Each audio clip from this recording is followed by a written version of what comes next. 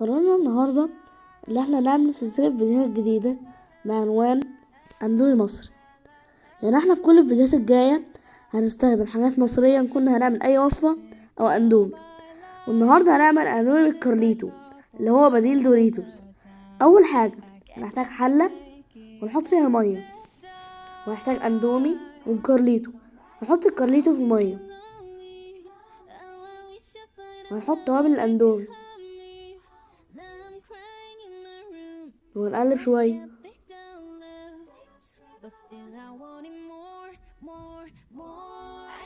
ولما يسيح هنحط الاندومي وهنغطي وهنسيبه يستوي.